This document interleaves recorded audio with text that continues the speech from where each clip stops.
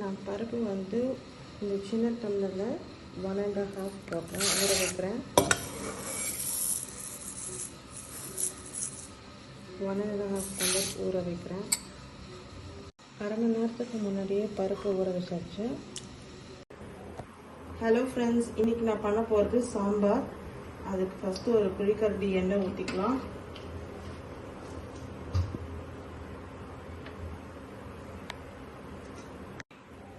எண்ணெய் காஞ்சதுக்கு அப்புறமா சின்ன வெங்காயம் உரிச்சு வச்சிருக்க சின்ன வெங்காயம் கொஞ்சம் பீசஸ் ஃபஸ்ட்டு போட்டுக்கலாம்.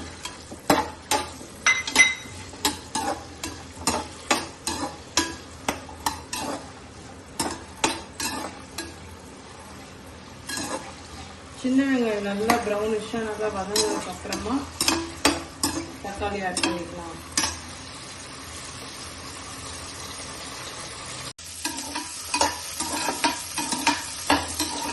சின்ன வெங்காயம்லாம் லைட்டாக ப்ரௌனிஷாக ஆக ஆரம்பிச்சிருச்சு.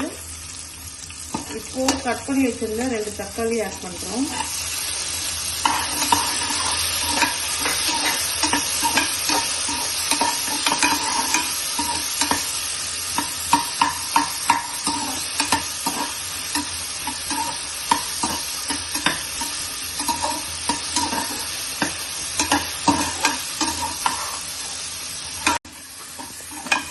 தக்காளி நல்லா வதங்கிடுச்சு. வதங்கினதுக்கு அப்புறமா கட் பண்ணி வச்சுருந்த கேரட் பீன்ஸ் ஆட் பண்ணுறோம்.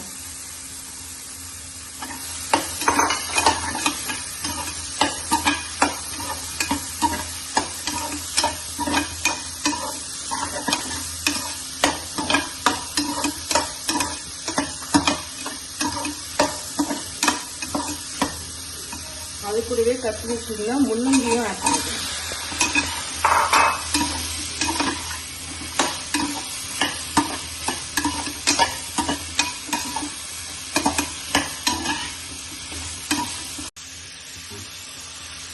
காய் வதங்கிட்டு இருக்கும் போதே நம்ம மஞ்சத்தூள் ஆட் பண்ணிக்கிறோம். அப்போதான் உங்களுக்கு அந்த பச்சை வாசனை மஞ்சத்தூள் வாசனை எல்லாம் போயிடும். பெருங்காயத்தூள் ஆட் பண்ணுறேன்.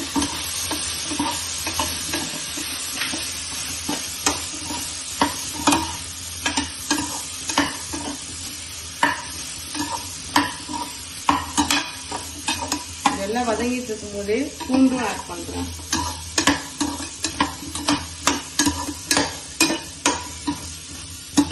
வெஜிடபிள்ஸ்லாம் கொஞ்சம் பச்சை வாசனை போகிற வரைக்கும் இந்த கொஞ்சம் வதக்கி விட்டுட்டு ஆயிலில் அப்புறமா நான் இது கூடவே பருப்பு ஆட் பண்ணிடுவேன். ஊற வச்சிருக்கேன், 1/2 hour ஊற வச்சிருக்கேன். தோரம் பருப்பு இதோட ஆட் பண்ண போகிறேன்.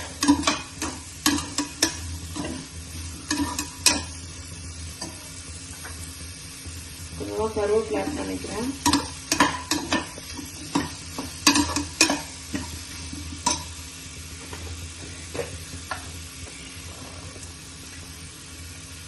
நிறைய பேர் வெறும் சீரகம் மட்டும்தான் ஆட் பண்ணுவாங்க. நான் மிளகு சீரகம் கலந்து நொறுக்கி வச்சிருந்த பவுடர் ஆட் பண்ணுவேன்.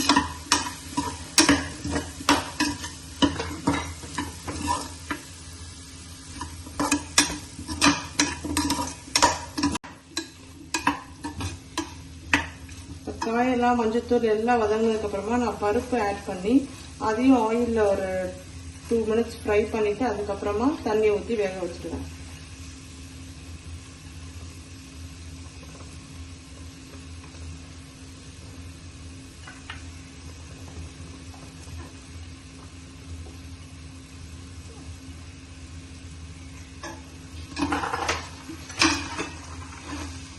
சில பேர் பருப்பு தனியாக ஆட் பண்ணி பண்ணுவாங்க. பட் நான் வந்து இந்த மாதிரி தான் பண்ணுறேன் சாம்பார்.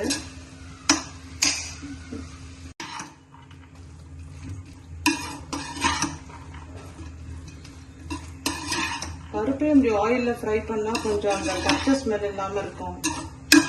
கொஞ்சம் டேஸ்ட் டிஃப்ரென்ஸ் தெரியும் நம்ம சாப்பிடும்போது.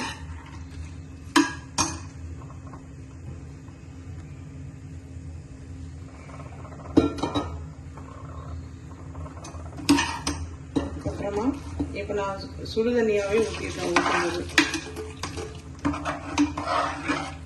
இதை இப்போ நான் வந்து ஒரு 4 whistles வைப்பேன். 4 whistles வச்சு இறக்குவோம். தனியாக சைட் பை சைடு அப்படியே நம்ம கொஞ்சம் தாளிச்சுக்கலாம். கடுகு இதெல்லாம் போட்டு தாளிச்சுக்கலாம்.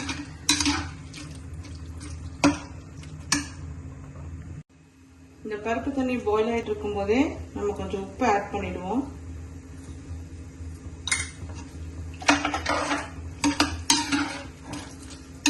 இந்த பருப்பு வெஜிடபிள்ஸ் எல்லாம் முழுகிற அளவுக்கு தண்ணி இருந்தால் போதும். 4 விசில்ஸ் வச்சு நான் ஆஃப் பண்ணிடுவேன். சைடில் நம்ம தாளிச்சுக்குவோம்.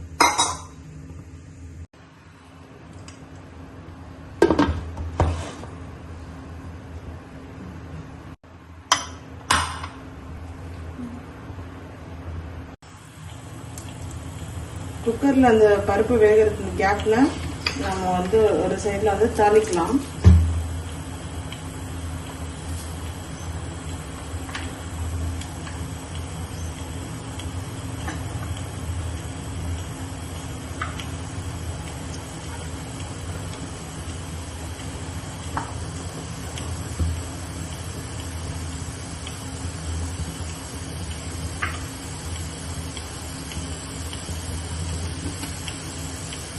எண்ணெய் இப்படி காஞ்சதுக்கு அப்புறமா கொஞ்சோண்டு கடுகு,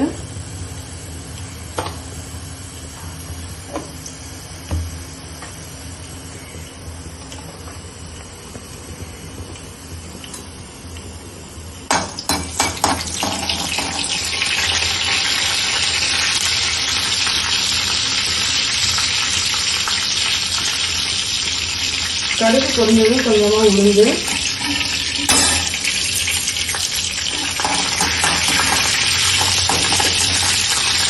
கொஞ்சம் கருவேப்பிலை,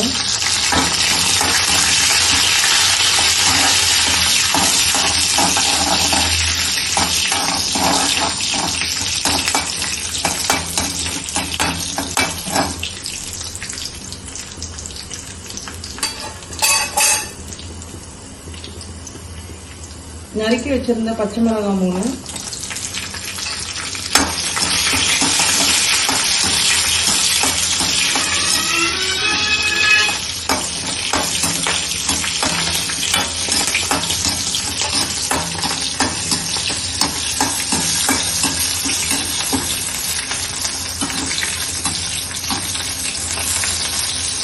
சின்ன வெங்காயமும் ஒரு அரை பெரிய வெங்காயமும் கட் பண்ணி வச்சிருக்கேன்.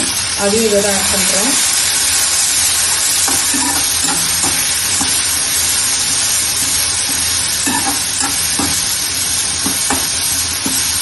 இதில் தக்காளி ஆட் பண்ண மாட்டேன். கடுகு, உளுந்து, பச்சை மிளகாய், கொஞ்சம் சின்ன வெங்காயத்தை 2 பொடியாக நறுக்கி போட்டிருக்கேன். அதில் கொஞ்சம் உப்பு ஆட் பண்ணி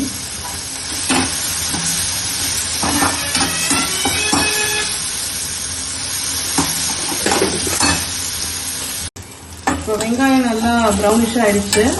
ஸோ இப்போ வந்து நான் கட் பண்ணி வச்சிருந்தேன் முருங்கைக்காய் ஆட் பண்ணுறேன்.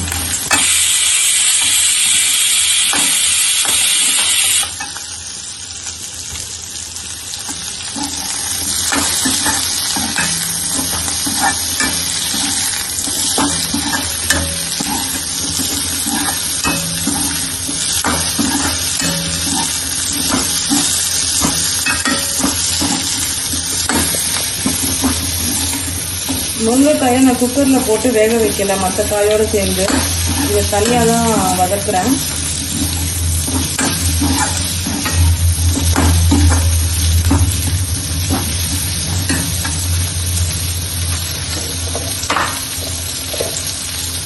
இது வதங்கிட்டு இருக்கும்போதே நான் சாம்பார் பொடி போடுறேன். 2 டீஸ்பூன் சாம்பார் தூள், சக்தி மசாலா சாம்பார் தூள் 2 ஸ்பூன் யூஸ் பண்ணுறேன். அதையும் இந்த முருங்கைக்காயோட சேர்த்து கொஞ்சம் ஆயிலில் ஃப்ரை பண்ணிக்கணும். இதுலேயும் கொஞ்சம் உப்பு ஆட் பண்ணிக்கணும்.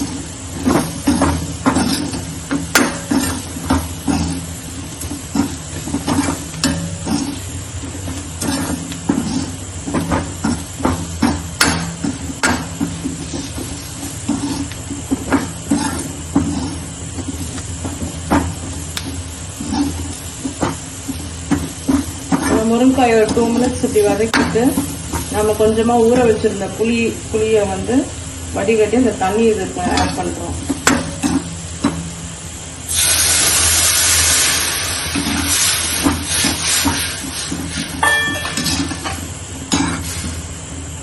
இப்போ இந்த தண்ணீரே இந்த முருங்கைக்காய் வெந்துடும்.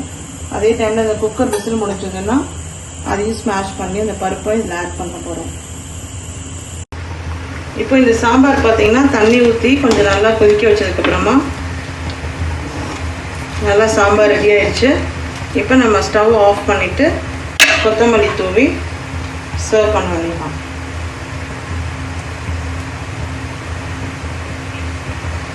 சாம்பார் ரெடி ஆயிடுச்சு. டேஸ்ட் பண்ணிவிட்டு உங்களுக்கு பிடிக்கும்னு நம்புகிறேன். நெக்ஸ்ட் டைம் பார்க்கலாம். இப்போ நம்ம பருப்பு ஓப்பன் பண்ணி பார்த்தாச்சு. இந்த மாதிரி நல்லா கடைஞ்சி விட்டுட்டு பருப்பை, சில பேர் மத்து வச்சு கடைவாங்க, நான் இப்போ இந்த கரண்டி வச்சு நல்லா ஸ்மாஷ் பண்ணி விட்டு அந்த பருப்பை நல்லா. ஸோ நம்ம இப்போ இந்த பருப்பை தான் நான் வந்து இப்போ இந்த பவுலில் எடுத்து வச்சுருக்கேன். அதை நம்ம வந்து இப்போ ஏற்கனவே முருங்கைக்காய் வேக வச்சுருந்தோம் இல்லையா, சாம்பார் மிளகாத்தூள்லாம் போட்டு அந்த எண்ணெய் சட்டியில் இதை நம்ம ஆட் பண்ணிக்குவோம். அந்த பருப்பை ஒவ்வொருத்தவங்க ஒவ்வொரு மாதிரி சாம்பார் பண்ணுவாங்க. என் ஸ்டைல் இந்த மாதிரி தான். ஸோ நான் பருப்பை வந்து தனியாக இல்லை, நிறைய பேர் பருப்பை தனியாக வேக வச்சு காயோடு சேர்த்து பண்ணுவாங்க. நான் அதில் பாதி இதில் பாதின்னு சேர்த்து பண்ணுவேன். ஸோ நம்ம ஆல்ரெடி இந்த புளி தண்ணியில் தான் நம்ம அந்த முருங்கைக்காயை வேக வச்சுருந்தோம். ஸோ நம்ம இப்போ எதுவும் புளி தண்ணி எதுவும் ஆட் பண்ண தேவையில்லை. கொஞ்சம் பருப்பு நல்லா கெட்டியாக இருக்குது. ஸோ இதில் கொஞ்சம் தண்ணி ஆட் பண்ணிக்கலாம். இது பசங்களுக்கு, என் பசங்களுக்கு தனியாக பருப்பு ரொம்ப பிடிக்கும். ஸோ அதை நான் தனியாக எடுத்து வச்சுருக்கேன், அதனால தான் கலக்காமல்.